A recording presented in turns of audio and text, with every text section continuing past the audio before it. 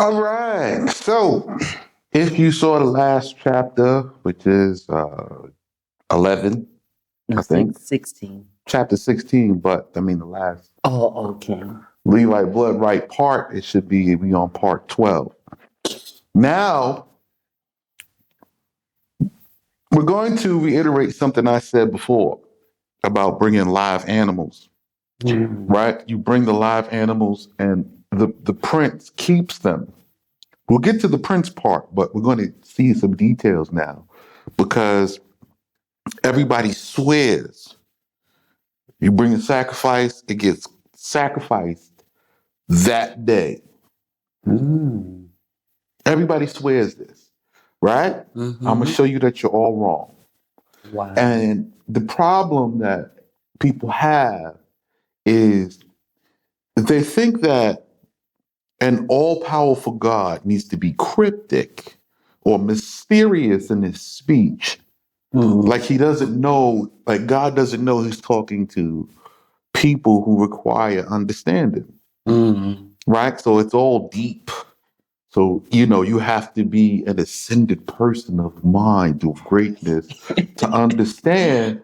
And that's the lie too. Yes. Because it's so detailed, like, any child can understand this, right? It has to be that a child can keep it and understand it. Otherwise, it serves no purpose. So here we go. We're going to jump right in. All right. Chapter 17. And Yah spake with Moshe, saying, Speak with Aaron and his sons, and with the sons of Israel, and tell them this word which Yah has commanded. So here we are, we have another commandment, right? So this is the word which Yah commanded. So everybody talking about the 10, you a liar. This doesn't work like that. Right. So we're here in Leviticus and we have a new command coming in. Or is it not new? Because if he's already said it before, he's given further explanation. Yes. So the process is you follow each instruction as given, just what's required, and then at the next requirement, we give the next parts and portions. Okay. So it's a step by step process. Now that I'm reading it to you because what we're doing is it's called gaining a scope of the project. We're scoping the project. So I'm reading you all of it. We haven't done none of it None. as a people, but gaining the scope of the project, reading all the instructions, you can now begin to understand this is everything that must be done. And we're going to start back at the beginning and begin making the steps. But I'm reading it, I'm giving you explanations as if we were all seated at the tabernacle of ordinance, as if you were there, right? So, how does Moses speak to all of these peoples? He has to send messengers out, right? He's not talking himself from the top of a mountain and yelling for a million people to hear. He's speaking to a core group and they relay the message verbatim. This is what's to be done. So he's spoon feeding out the instructions so that nothing gets confused. Okay. All right. A man of the house of Israel, young or old, who shall kill as a sacrifice a bullock, a lamb, or goat in the camp, or who killeth without the camp. So anybody of the house of Israel who is killing an animal, okay, and you bring it not to the door of the tabernacle of ordinance to offer it an oblation before Yah, before the tabernacle of Yah, the blood of the slaughter shall be reckoned to that man, and it shall be to him as if he shed innocent blood, and that man shall be destroyed from his people. Whoa. So, whether you are in or out, okay, making the sacrifices, right, yourself, being outside or away from the tabernacle of ordinance is strictly forbidden. The tabernacle of ordinance is the house of instruction.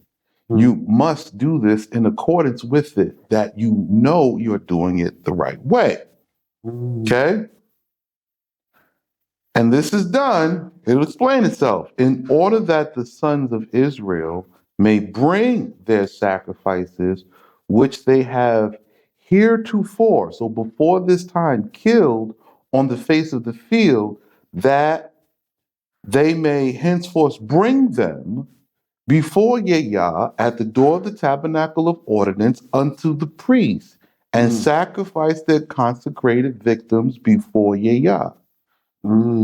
So the entirety of everyone, if you're going to eat correctly, we have to sanctify ourselves, set ourselves apart. Everybody thinks the word sanctify literally means like, something like, oh, uplifted. No, it literally means separated from everybody else. Like, that's it. Like, the same way you put your good dishes up in the china cabinet, those dishes are sanctified. Right. It just means to set it apart from everybody else. So you have to come out from among everybody else. Create your laws, your societies. You have to create the place of the dwelling together. If you don't create it, nobody's going to do it for you. Nobody. No, listen, God is not coming down here to do this for you. You're going to have to move according to an instruction. So I'm telling you, you have to put your money in, convert it to a resource, buy up some land, and we start to build. And we're going to build this. Yes. Okay? Then we're going to gather up. I said we're going to have livestock and animals, and we're going to take care of them and feed them. And then we're going to always have something for the priest, right? Where is the priest? He's going to be within, mixed. It's not just the tabernacle of ordinance, it's just anywhere the priest is. Why? It's his portion, it's his duty. He has to do this every day. Okay? 6. So, and the priest shall sprinkle the blood upon the altar of Yah at the door of the tabernacle of ordinance, and burn the fat to be received with acceptance before Yah. Okay? Neither shall they offer any more their sacrifices unto idols, which are like unto demons, after which they have wandered. This shall be an everlasting statute to them unto their generations. So now let's take a look. So if you eat cow's meat,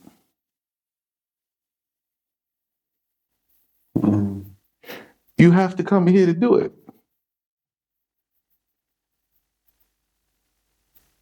Right? You have to have a centralized location. And you say, well, why can't the location be where I am? Well, it can't be where you are because you didn't have the information. Right? Even if you are watching this class, you didn't have this information. Nobody gave this to you. Nobody showed you the understanding. I did, which is why you have to come here. Because when we institute it, you'll see it's not just you have to bring it to the tabernacle of ordinance like everybody, every time you make a lamb, you have to bring it. No. You see, this is to regather us. That's why it says whether you're within the camp or without, this is to regather us. Once regathered and reconstituted, you're in the camp. Right. But the priests have a portion, right? And so when you come into the priest, you don't kill it outside. To make sure the priest have a portion, you bring it. You bring it alive and let the priest do the killing because he may have food that day. If he does not have food that day, then whatever it is that you kill for yourself, separate for the priest a portion, which means we have to have a portion for the priest to have a portion. This is how their means are being met. Right. So while the priests are working on their studies, and believe me when I tell you the priests will be working on their studies, right? So when I said like the priests, they have to know about how to treat inflections and deflections. You know, everybody talks about Dr. Sebi, right? Mm-hmm. And how he cures all of these things. I have the book that Dr. Sebi learned from. Mm. I have the PDF. I have the book. I have it saved. Mm. So the priests have to go into their studies. They have to learn building, how to build building inspection. They have to learn medicine. Because if you're going to be treating people who are unclean due to uh, infections, because remember the deflection, right? The rashes and the scars or the little issues that people deal with on their own, you can deem yourself clean and unclean. You can treat that. Right. Right. And then you can bring a small sacrifice and something to the priest to say, listen, I had this and this and this, and I need you to make atonement for me. This was something that I had to deal with. Mm-hmm. You see, so you can treat yourself for the small things. But for the big things that we say is leprous, the large, the major infections, then you have to come to the priest. Now he need a place to treat you. Mm-hmm. He's going to need the medicines, the remedies for these issues. So pretty much when it comes to atonement, atonement is broad. It's not just one time being atoned. There are different aspects of being atoned. Right. Anytime you get sick Mm. and you get healthy again, there's an atonement that needs to be made. Mm. It's simply atonement is restoration from any type of fallen state, any type of illness, any type of disease, any type of uncleanness. Yeah. Right? You sleep with your wife. Yes, it's permissible. There's nothing wrong with it. But now you've created a mess and you're going to have to get clean from it. You're going to have to bathe. There is a restorative process to maintain cleanness. Mm.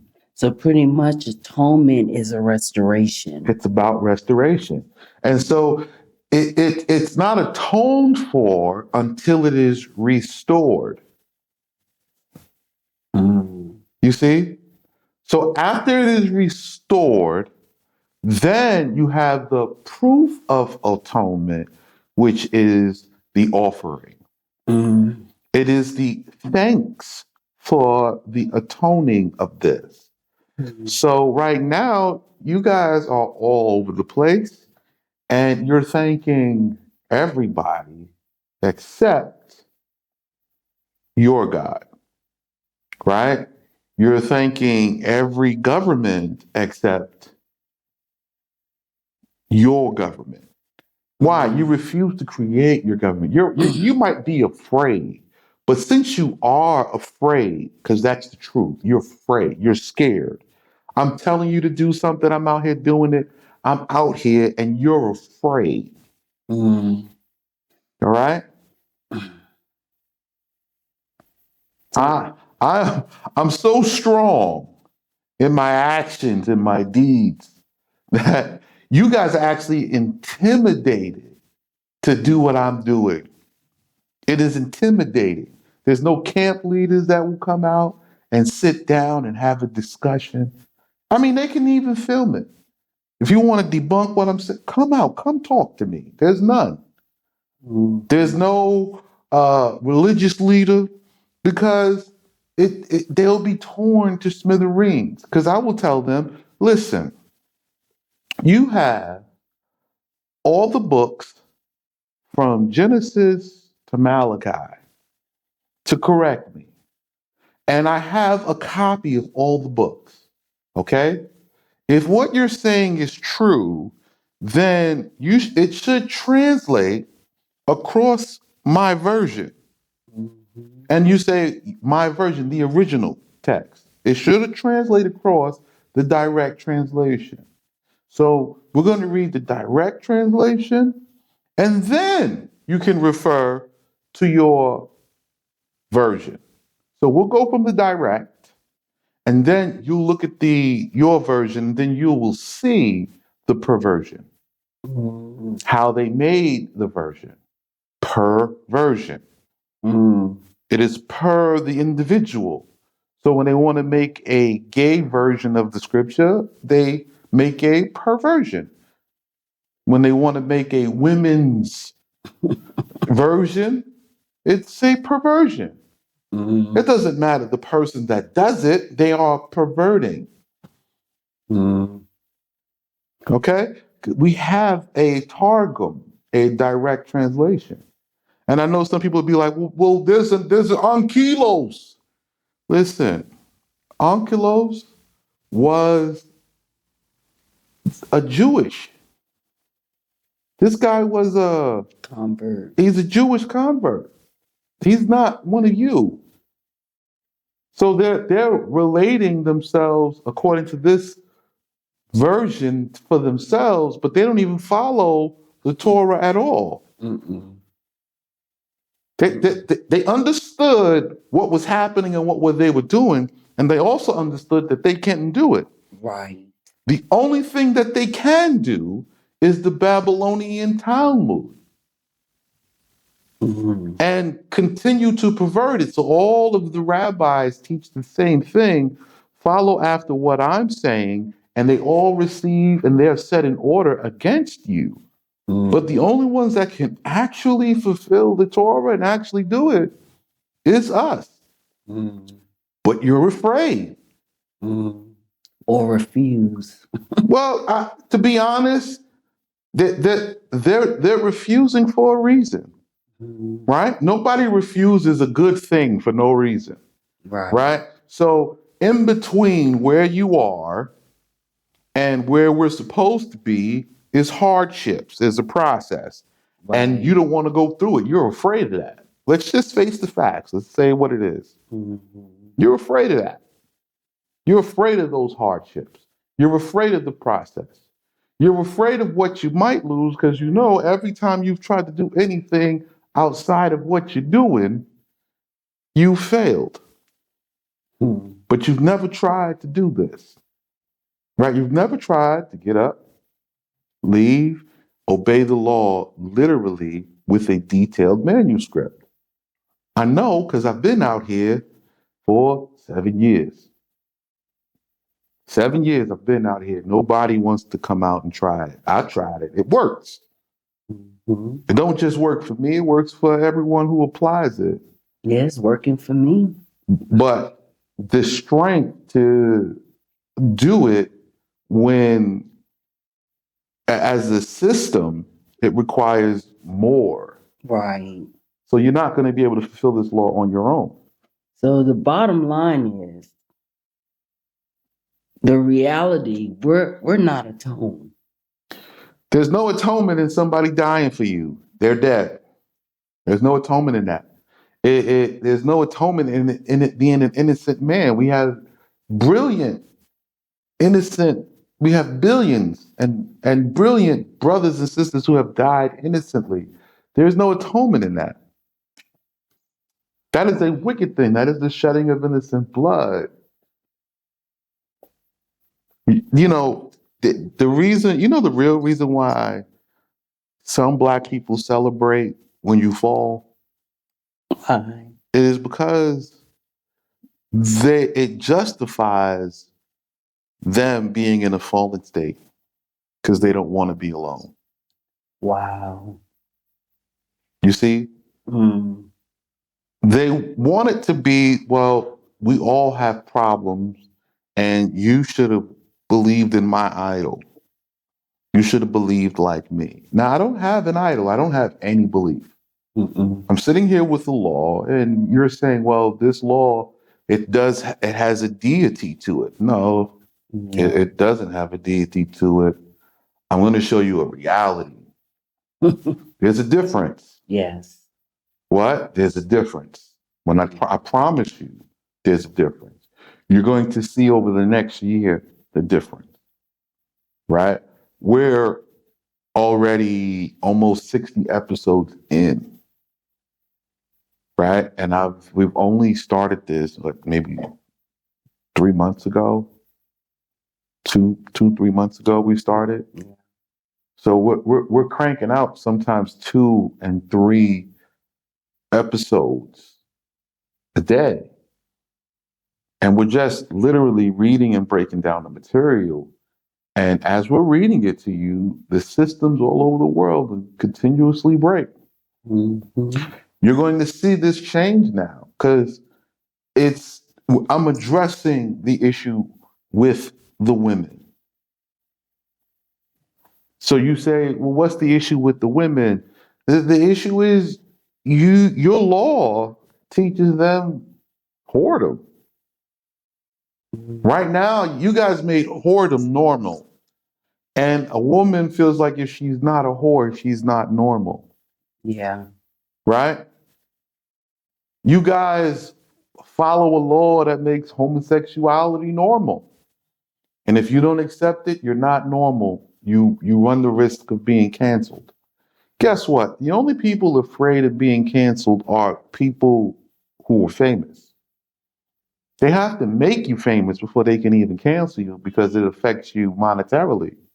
Mm-hmm. It don't affect me monetarily. No. Mm-mm. Well, they'll shut down your page. Shut it down. Mm-hmm. If they turned off all my social media and everything else, guess what? I could say this law to the wind, Mm-hmm. and the system will still keep crumbling. Yes. I don't have to tell you. I'm telling you because I'm commanded to. And so they can't shut me down. They can shadow ban me like I'm not that popular on the algorithm, or I'm not that popular until I'm needed. So I'm giving you the remedy. I'm giving you the cure. You're getting ready to see the plague. You're going to see the problem. And then I'll be popular. Yeah. Right? Mm-hmm. Not for all, just some. Right. Enough that I can build and continue building because the process of building and reteaching and the people going through the culture shock, this is going to be a process. And most of you need to see the deaths. Mm-hmm. That's really what y'all want to see. You want to see people die because you have a covenant with death and you want to see it. I want to see it full out. Once I see God punishing, I'll know to stay away from that. Mm-hmm. So we're going to see it. Verse 8. So, and thou shalt tell them, a man, whether young or old. So we're in verse 8, chapter 17, right? Whether young or old of the house of Israel, or the sojourners who sojourn among you, who shall sacrifice a burnt offering, which is a barbecue, or consecrated oblation, right? And that's a stew. So we have the barbecue and the stew, and we'll be right back. Mm-hmm. So now we have a barbecue and a stew. And I want you to listen to these parameters. This is a man, whether young or old. So when they say young, is there a certain age Nope, limit? no. There's young or old. It doesn't matter. All ranges, all ages. Wow. Right? Of the house of Israel, or among the strangers, all the other nations that are among you. So we won't be by ourselves. No, you ain't by yourself. Now you with them. So now the Most High is going to address you with them. Who shall sacrifice a burnt offering, that's barbecue or stew, cooked in a frying pan, a pot, a stove, a oven, cooked meat. and bring it not to the door of the tabernacle to be made an oblation before Yah, that man shall be destroyed from among his people. So y'all think this not going to happen. I'm telling you right now. I'm reading to you the law and speaking the plagues over the nations. And this is why. So now the other nations, they are going to receive the destructions for all the meat that they eat that's not brought here for an oblation. No, no, no. You think it's a game. I know you do. I know you think I'm lying. Well, if you think about it, we make curry goat, fried, All of those are lamb, or that's all of that is all the consecrated oblations. oblations. They need to be brought here. So if we need to have the goats here. Now, here's the thing. I'm gonna show you the relevance. This law is talking to us at this time because everything that we're talking about, we don't have here. Mm-hmm. Most High is not vain. We don't have it here of our own. And where we are and we're doing these things, we're being destroyed. Right, and it's not supposed to be done there. You have to be here. So now we're going to see, because I'm teaching you, right? We're going to see what happens when you continue in your way doing these things outside of the word of the Most High, right? Now, this video, right? This video is going to be posted tonight at midnight, right? Mm-hmm. It'll be tonight at midnight, right? And when this video posts, we'll be in our Shabbat.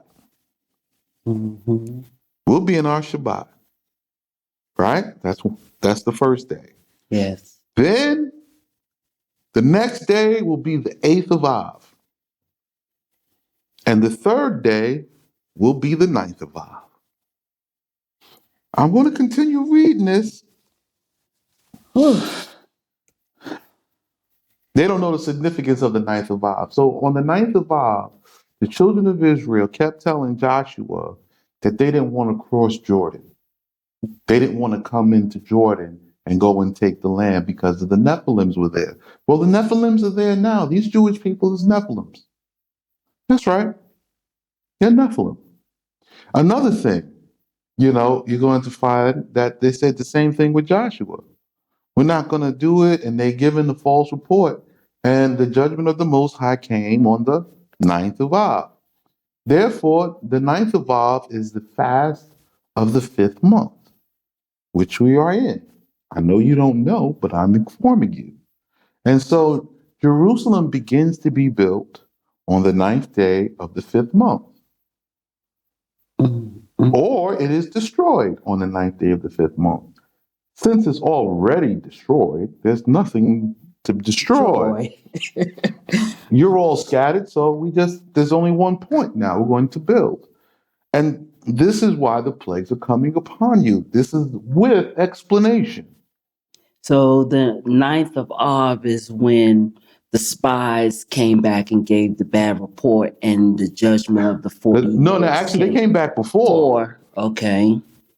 They came back, the spies came back before Okay. the 9th of Av. So it's the 9th is when Yah gave the 40. The 9th of Av years. is when the judgment came back because Joshua came back after them. He was the last one to come back. Okay. And he pleaded with them and they fought against him. And this is when the judgment was rendered. Wow. Right? Now, after the judgment is rendered, they started to see the plagues. All the people who gave the false report later died. But we'll get into that in Numbers. Right. So the significance of the 9th of Av, the 9th of Av was ordered a day for fasting. Mm-hmm. Now it's going to change. It's going to be a day for a festival because you know that it began on the 9th of Av. Now, so verse 10, a man also, whether young or old, doesn't matter his age, of the house of Israel or the strangers who sojourn in dwelling among them, So if you're living with the children of Israel right now, who shall eat any blood? So if you eat any rare meat, it's all bloody, okay? I will cause employment to turn away or cease from that man who eateth any blood, and will destroy him from among his people. So now, if you eat blood, the Most High is going to cause you to lose your employment. You're going to lose your money. You're going to lose your job. Because the sustenance of the life of all flesh is in the blood. And I have given it to you for a decree. I'm giving it to you for a decree that you shall bring the blood of the victim unto the altar to make atonement for the blood of your lives. So now, because this is a decree, so the commandment is a decree. So you're supposed to bring it here for the atonement for your life. And this is to everybody living with and among the Israelites and the Israelites themselves, whether young or old. Okay? To bring the blood of the victim. So this is lambs, rams, goats, cows, right? Pigeons, turtle doves, any of these clean meats, the clean ones. To bring atonement for your lives. Because the blood of the victim is to atone for the guilt of the soul. The soul is in the blood. So I'm telling you what it is. Now I'm going to continue with verse 12. Therefore have I said to the sons of Israel, beware lest any man among you eat the blood, neither shall the strangers who sojourn by dwelling among you eat blood. So if y'all want to eat blood, if you want to enjoy it, you better put them out. Okay? Because they can't have it. And if you're going to keep them with you, you can't have it either. I'm telling you, this is the decree of the Most High, and you're going to suffer. You're going to, because I know you're not going to change today. It's too late. I'm telling you today, you have to change. You're not going to change today. You've been doing it too long. You don't think that there is any repercussions for what the things I'm telling you about. They seem too petty. Yeah. All right.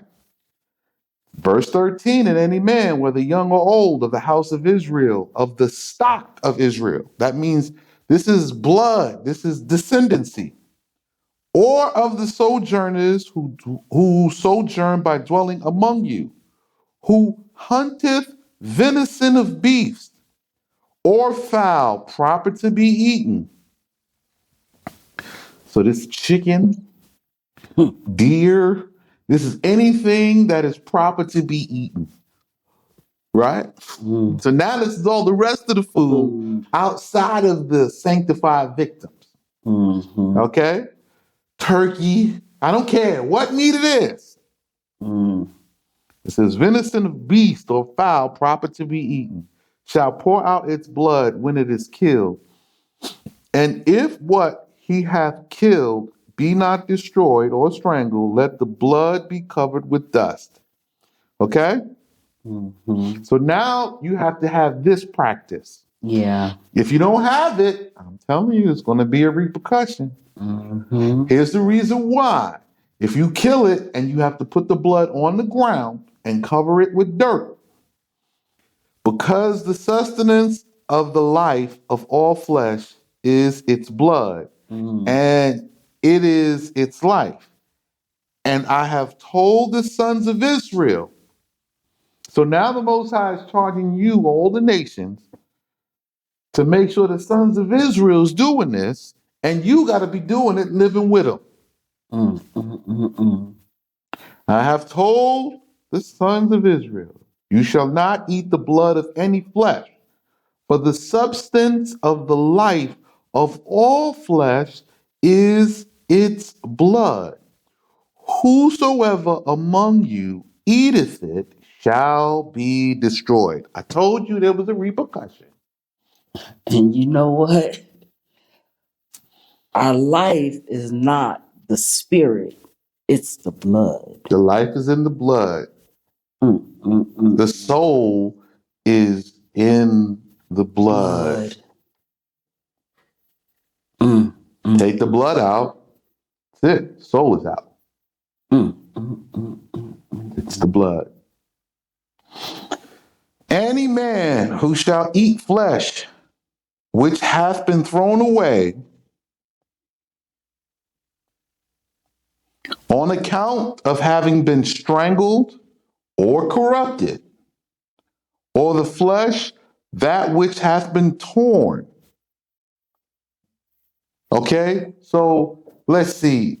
If this animal has not been killed in a proper manner, so it's been corrupted. If this animal has been the animal, it was attacked by another beast, Mhm. right? So roadkill is out.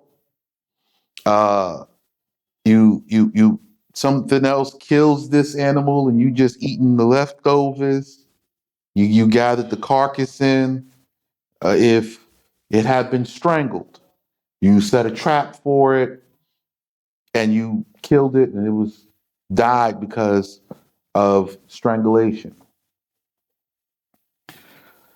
Whether native, this blood, or sojourner, you the whether blood or the neighbor, or living in the neighborhood, Mhm. or the city, you living with these people, okay? Shall wash his clothes and bathe in 40 seahs of water and be unclean until evening, when he shall be clean. But if he be perverse and will not wash, nor Mm. bathe his flesh, he shall bear his transgression. There's a punishment for this. Whoa. So, not saying that the strangers can't eat it, but there's a price. Mhm. There's a price for being nasty. And Yah spake with Moshe, saying, okay, we're going to stop here, Mm. right? I think we're going to stop here, and I'm going to start, and I'm going to do chapter 18. So we're going to do 2 episodes today so I could set them up so they could just come out. All right, we'll be back.